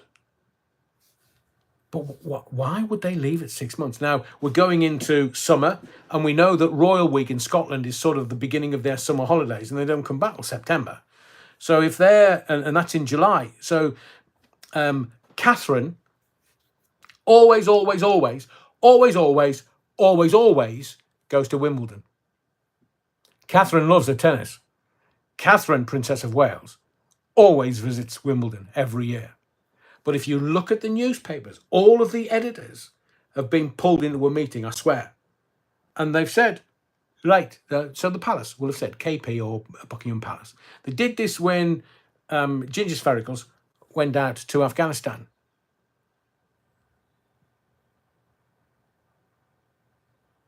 Brilliant. Oh, isn't there a great song by Steely Dan called Peg? Was it Steely Dan? Somebody check on Spotify. There's a great song by Steely Dan called Peg. Or was it a keyboard player? I'm positive Steely Dan had a song called Peg. Maybe that's William's favourite band. Steely Dan, I think they're tremendous. Wonderful. In the field. Thank you. But if something has gone horrifically wrong, why aren't they telling the public? So we're now, we're nearly in June. We're only a couple of weeks away from June. And then, because May's a 5-week month, and then you've got June, and then we get into the last week in July. Steely Dan's single Peg is a song by the American rock group Steely Dan, first released as the band's 1977 album, is it Asia? Don't know where I pulled that one out of. It was a song sung by a group called Clothesline. It was also, there was a keyboard player who did I can see him, I can't remember his name, who did a great version of Peg. But Steely Dan's kind of, and Asia is, it's an album and a half. Just, I mean, are we ever going to see the likes of Steely Dan again? Anyway, back on topic. So we're not being told something. There is a rabbit away. We know that. All they've got to do is get us through to beyond Wimbledon. Trooping of the Colour comes in June. Catherine always was there, Trooping the Colour last year. There's no kids. We don't know where they are. We haven't seen them. Maybe they're aliens. Maybe they've left on their starship and they're now on Beetlejuice. That's a planet, not the film. You're wrong. I'm actually technically correct. There is a planet called Beetlejuice. So there's Prince William in the press today. He's looking sharp at a royal garden party. And I'm very aware of royal garden parties. That's all I'm going to say. And so the garden party, the Royal Week at Holyrood, is seen as, certainly for Queen Elizabeth II, was seen as the kind of full stop to her year. And then she would go up to Balmoral. The Royal Protection Squads would go up to Balmoral with her. And I'm going to tell you a story now. And this is one of my favourites. I might have to dance around with some of the detail. But the Queen, when she stayed at Holyrood Palace, would the Royal Protection Squad and the Queen like to get the Queen to bed as early as possible, normally about 10 p.m-ish, 9:30, 10 p.m.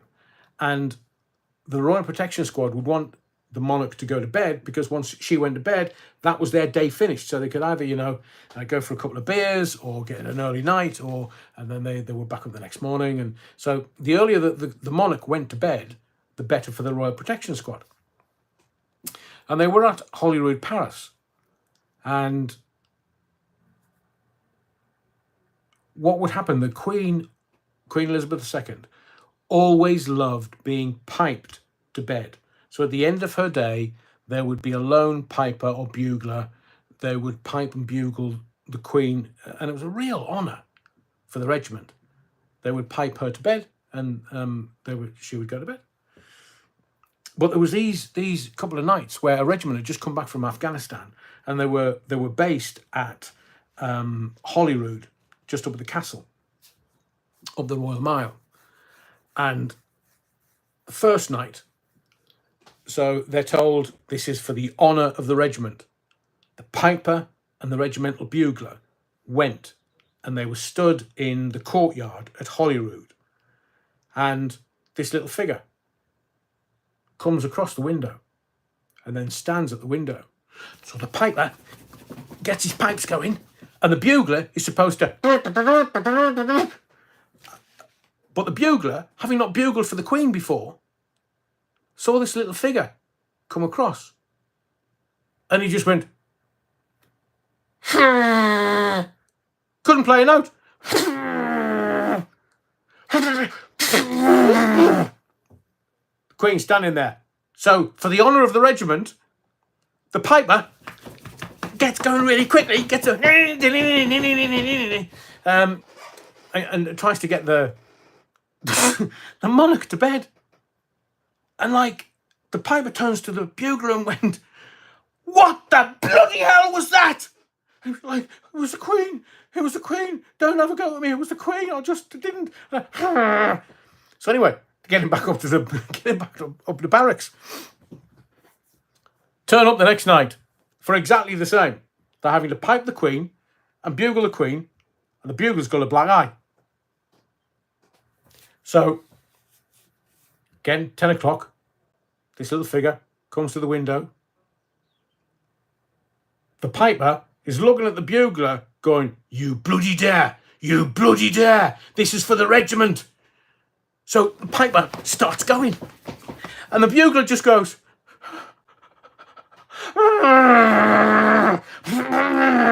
Couldn't play his bugle. Literally couldn't play his bugle. So the piper starts going. And then the Queen goes to bed. So the following night, this is the third night. And the piper and the bugler turn up. Bugler's got two black eyes. Seemingly somebody had a word with him when they went back to barracks. And they're standing there, and I swear, as I stand here, on everything I hold holy, the little figure came across the window. And I'm sure she must have been laughing her cap off. Obviously a little Scottish cap with ginger hair on. She laughing her cap off because she knew what was going on. This poor bugler, he tried 2 nights on the trot, and the Royal Protection Squad were running sweepstakes on whether he was going to get a note out. They were running sweepstakes on how many notes the bugler was going to be able to play at the point where the Queen appeared at the window. And you know what's coming, don't you? So the piper's giving it laldy, to use a Scottish word, and gets himself ready, and he's looking at the bugler, and he's, "You dare, you play one note, just one note, the honour of the regiment. Everything is on this, just one note." And And the bugler goes, okay. So the piper, let's go. And the Queen goes to bed. Bugler was never seen again. And the poor piper, I mean, he was lumped in with it because he couldn't do anything, but the bugler couldn't play a note because, I mean, you know, the first time you've ever bugled for the Queen, the monarch, Queen Elizabeth II, and both your derriere and these go. True story. Absolutely, categorically true story. And I've never told anywhere else ever. But Jesus, it took me weeks to stop laughing. Poor boy. 2 black eyes and didn't play a single note for the Queen. So the royals...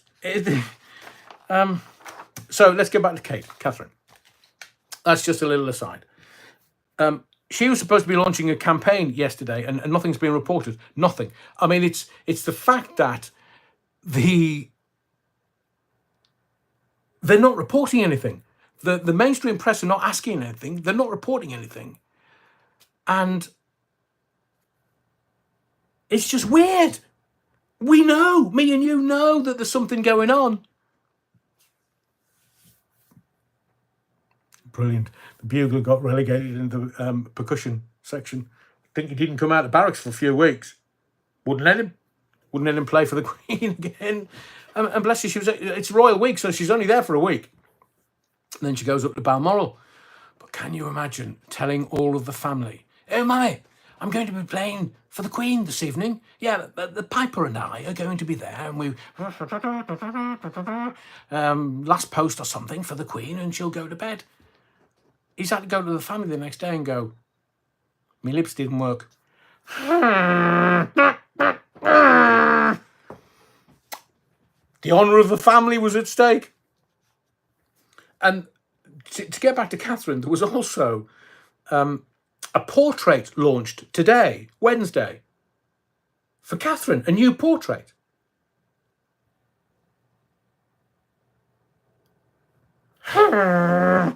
And she's not there. Like Charles, give it a bit of a yank. Obviously, the king loves a good tug, so he's given his cover, bit of that. And he could unveil his own portrait. But Catherine, new portrait, no Catherine, no cover, no unveiling. Nothing. 145 days since Catherine's been seen. 145. It's only 352 in a year. So I don't know whether they're trying to kind of limp on and get us through Trooping of the Colour and distract us with varying royal stories. Harry and Meghan are everywhere. I mean, it's just dull now. Or they're going to Ghana, by the way. And then you've got Princess Anne's not been so forthcoming. Have you noticed? She's not been around, but Anne just does what Anne wants to do because she's brilliant. You've got the king and the queen consort out doing various bits and pieces, but nobody's asking them. Nobody's asking them about, William. Looking after her. Well, he only went to see her once.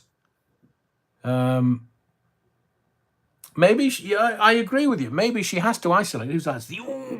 Maybe she has to isolate in case of infection. But I will say it again. She had an operation in January. They said it was planned, but so was a trip to Italy. There was no plan to have an operation.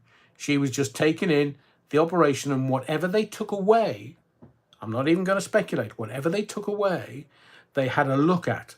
And there was precancerous cells within whatever they took away. And at that point, that's when they said Princess Catherine needs to have chemo as a preventative. And that's what happened. It was preventative. It wasn't she had cancerous tumours or anything. It was literally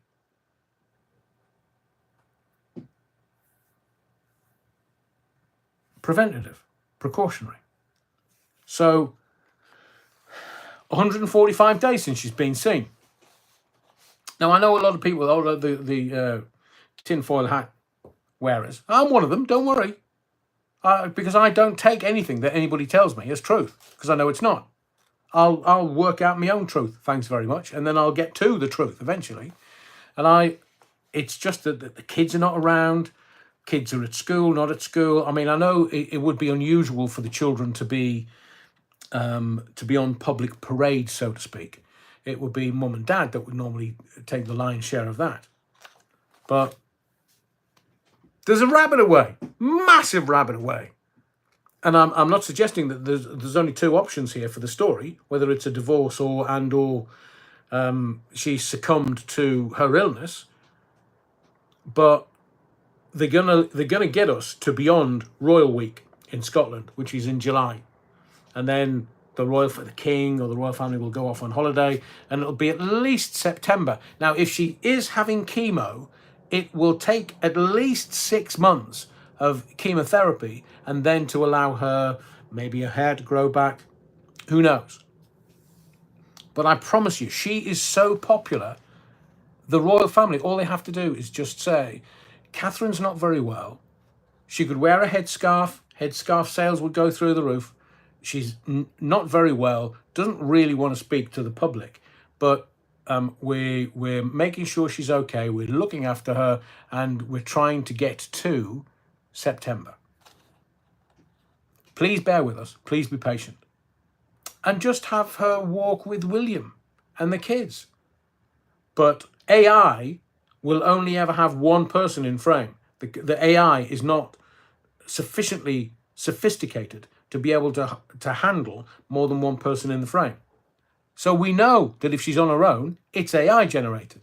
But if she's got the kids and William with her, and or Charles and Camilla, the whole country's behind her. Why would they play these games with us? Because it's our taxpayers' bloody money that supports this errant family. Let's just keep monitoring that. As I say, 145 days since she was last seen officially. Now, I keep showing you this, and I bring it out so that you can see this. So Labour have given 5 pledges, and these are the 5 pledges. Raindrops on roses, whiskers on kittens, bright copper kettles, warm woolen mittens, brown paper packages tied up with string. These are a few of my favourite things. They're as good as anything these idiots in the Labour Party are putting out. But then again, you've got the idiots in the Conservative Party, little rich boy, Soaked, who last year did roughly the same, all the NHS and this and that and the other, and actually they don't care. So you know why he's called a sir, don't you? Because he's part of the system. Don't you get it? Let me give you. These are not pledges, but this is the Labour Party. And I'm offering you this. When you stand in that voting booth, vote with your heart, not necessarily your conscience. Because I do believe the Tories are done, finished. They're never going to win. But, I can be proven wrong. Labour, they're actually a bunch of rich people convincing poor people to vote for rich people by telling poor people that other rich people are the reason that they're poor.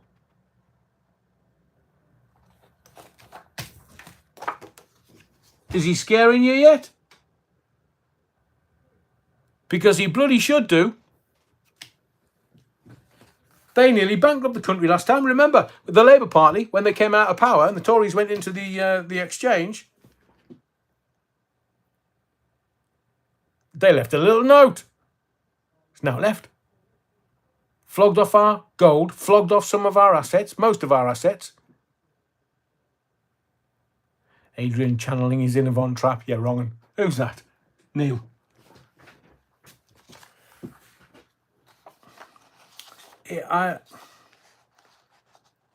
Look, I'm going to go into my box a cynical old tart. I will go into my box a grumpy, cynical old tart, because when life gives you lemons, make lemonade. If life gives you snow, get your skis on the end of your legs and scream like a girl as you come down the hill, which I do often.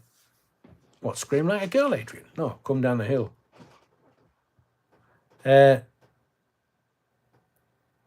Politicians of any hue, any party, cannot be trusted at all. They're crooks. They're thieves. They're liars. They're philanderers.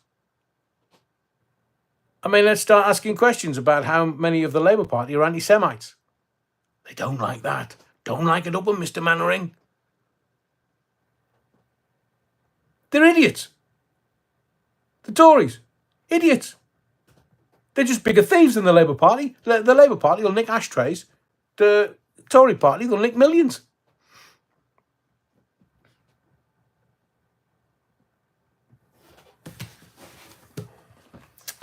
Where are we? Let's rattle through a few more. I've told you about President Joe Biden. Just seek it out. Honestly, it's a tonic for all the stuff that's going on. I mean, I know he needs a bit of Colombian to get him going first thing in the morning. But can you just imagine ever that America would have this bumbling old fool as president? I mean, is it Barack Obama in his sweats on the sofa in the basement, just playing on his PlayStation 5, and the game is President Joe Biden? Biden can't even work out which way to go off a stage, let alone be able to stick a cork up his backside. I was going to talk about the teacher that's been found guilty of bedding two male pupils, and I've said this before. And we've held polls on Alive. I mean, loads of the lads that I talk to, and I'm saying to them, when you were a teenager, say you were about 14, 15, and one of the hottie teachers in your school wanted to bed you, would you say no? And obviously it depends how many beers we've had at the time, but they kind of look at me as if I've got out. Are you stupid, Alan? That kind of stuff got us through puberty. Hang on, you bottle, 2 for what? But I think it's generational. Back in the day when it was 60s and 70s, where it was a very, very, very different world. In my view, it was almost every schoolboy's dream, apart from Generation A, seemingly, who then, one of them went and bragged to all his mates. But I get that it's illegal. I get it. And I get that you have to remain disciplined around children. I get it. It's 2024. It's completely different from when I was at school. So why are we allowing, without being disrespectful, there was some proper hotties. I've told you the one about my German teacher, Miss Noon, having love bites on her neck, coming into and picking on me in the class.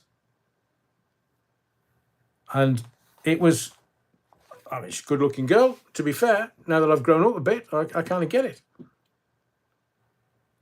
But what you get here is what I am. I'll just tell it like it is. So she walks into the class, love bites all around her neck. Proper all around her neck. Do you call them hickeys or something nowadays? But love bites all the way around her neck. And she had one of these high-collared things on, so nobody could see. Mucky tart. And she decided to pick on me. I was having a bit of a daydream out the window, as you do when you're, 14, 15. And she said to me, "Alan, what are you doing?" I said, "I'm having a bit of daydream. I'm looking out the window." "Why? What's it got to do with you?" "I'm your teacher." Rah, rah, rah, rah, rah. I said, "Here, don't be having a go at me. Next time your boyfriend's hungry, take him to the chip shop rather than let him feed on your neck."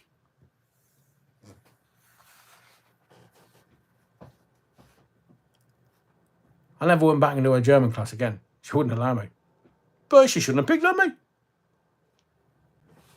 But there was some that you definitely wouldn't, and some that you definitely would in my school. I'm talking about, heterosexual male to a heterosexual woman. and there was some old tougher boys who were obviously highly intelligent and articulate, just proper.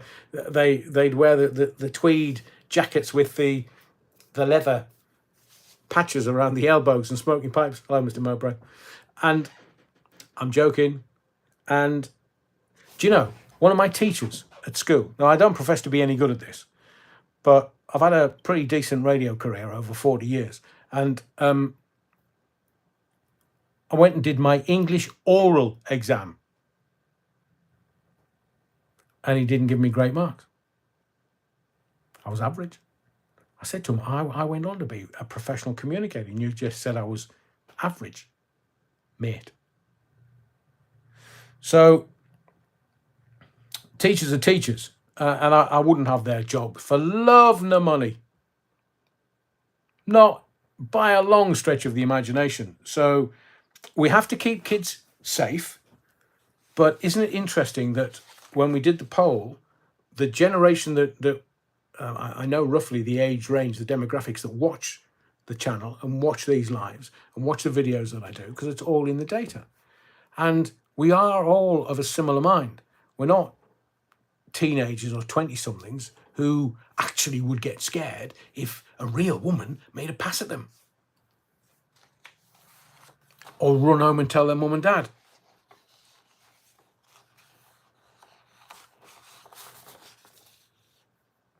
Are you aware that police forces, just again going off on a little tack, are you aware that police forces are being told not to arrest as many people to avoid jail overcrowding? Do you know that they already let crooks off if they go thieving and the shoplifters make off with a value of less than 200 quid? Police are not bothered. Won't do anything about it. And if your house gets done, imagine some cops coming out of your house. Give them a couple of weeks. The person that you speak to on the telephone will turn around and say, can you preserve any evidence? If there's any equipment, can you just stick a bucket over it? As in, I don't know, hammer, tools, cigarette butts. Just put a bucket over the top of it and we'll be out as soon as we can. 2 weeks later. So if we've got police forces who are being told by the politicians, this is not just kind of like cop to cop and police force to police force. This is political will from the top, turning around and telling our cops, don't arrest so many people, man. You're filling the jails up too quick. We haven't got enough jail cells. I think we need root and branch reform. The law in this country is an ass. The judiciary is an ass. Police forces are overstretched. People now don't join police forces because it's a vocation. They don't get paid very well at the beginning. And why should they put themselves in harm's way trying to protect other human beings? Now, I know that there'll be people watching this channel who go, nah, police, not for me. Some people have been commenting on some of the videos, being very disparaging. But they'll be disparaging until the point they need a cop. And they can't get one.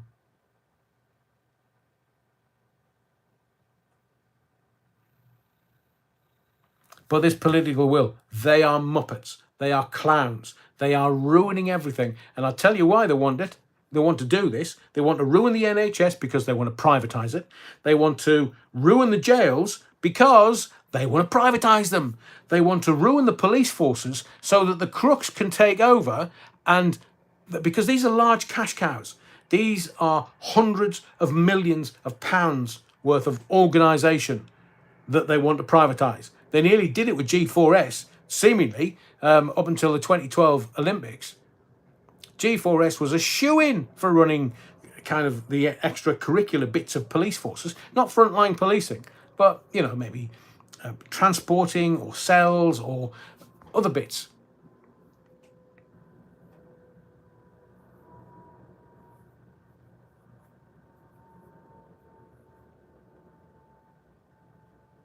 Wow. Furious Tory MPs are trying to call off the general election by getting rid of Sunak.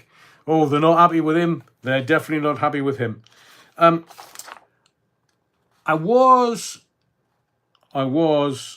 going to... I'll tell you a couple of more things. Laughed again. I mean, it's not... I know it's Schadenfreude, but it's... I don't mean to find humour in other people's downfalls. But have you seen the story this week of the 5 sisters whose dad had £500,000 in his will? So they didn't go and see him near the end of his life. They didn't go and see him, so he wrote them out of the will. They got £50 each. And now they're having to cough 220 grand in court costs. So they got the £50, thinking they were going to get the lion's share of the £500,000. Court costs, 220 quid, £1,000 rather.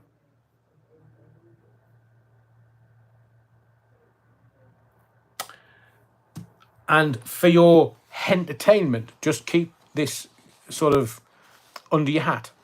But China has dumped $453 billion worth of US bonds. They've dumped it. I've told you before, they have a lot of American debt. You've not seen that reported anywhere. And that is bona fide fact. China has dumped $453 billion of US bonds. America's busted. America's done. It's over. If Trump doesn't get in, he's a businessman. He knows what's what. He knows the systems. If he doesn't get back in and they have Biden for another 4 terms, you literally can kiss America off this planet. Because all the good for is taking all the cash, all the taxpayers' money and giving it away and washing it in Ukraine and Israel, Middle East. It's done. America's finished. And following a joint statement with Russia about moving away from reliance on Western currencies, the Chinese government announced it sold at least $53.3 billion worth of US bonds. And even a Swiss economist was speaking to the press about it during the week. Very quick point about a guy called Christian Bruckner. You heard the name before? The press are saying he's Madeleine McCann's suspect. And I keep thinking, okay, say he is. Arrest him. Charge him. Because up until that point, he's not a suspect. He's an innocent man. He might be involved in other things and he might be going to jail. He might be in jail. He might be a very unsavory character. But all the press are doing is building this narrative. And the narrative is Christian Bruckner is Maddie's suspect. The Maddie suspect. The Maddie suspect. The Maddie suspect. Shut up. Put up. If you believe him to be involved, then charge him. Get the evidence, corroborative, and charge him. But I'll tell you something else. If her parents had never left her on her own, we would not be in this situation where you have a really iffy mainstream media promulgating a narrative saying, Maddie suspect, Maddie suspect, Maddie suspect. Well, look at the parents first, because they went out and left her. Left her. Is that parenting? If they'd been off her council estate, the outcome would have been very, very different. And finally, Esther, you know they're trying to sell Graceland, Elvis's Graceland. Seemingly, Elvis bought Graceland, the sort of estate, for £80,000 in 1957. It's worth $500 million now. And there must have been some kind of debt or insurance debt somewhere for Lisa Marie. And it's worth about $3 million. And they're going to make Elvis's family or estate sell Graceland to recover this $3 million. I'm absolutely shocked that America hasn't stepped in. America as a country, as a whole, as a collective, haven't stepped in and gone, no, that's not allowed. Can't sell the King's Graceland. What? And make it some kind of play park? They're saying that Graceland could be auctioned off to pay Lisa Marie's $3 million insurance debt. And it has over 600,000 fans visit Graceland every single year. That's a national treasure for America. And they would allow that. I would like to think that whatever our national treasures are or will be, that we would protect them. I've said this to you before about radio presenters. There's quite a few of the old boys who were huge names in the 60s and 70s and 80s, who are, you know, they're coming to the end of their presenting lifetime. And we just forget them. We just forget them. Which is such a shame. My name's Adrian Allen. Thank you for your likes. Don't forget, smash them before we go. Thank you for continuing to subscribe to the channel. Please make sure that you are subscribed, because there'll be more videos coming tomorrow. But most of all, thank you for your indulgence. Love doing these lives. Enjoy your interaction. I hope you've enjoyed being part of the body of the Kirk this evening. You've had a little sniff there with a little biscuit or Battenberg. And remember, we do the next live this coming Wednesday at 8 p.m. Be well, stay safe. And whatever you do, don't forget the Battenberg.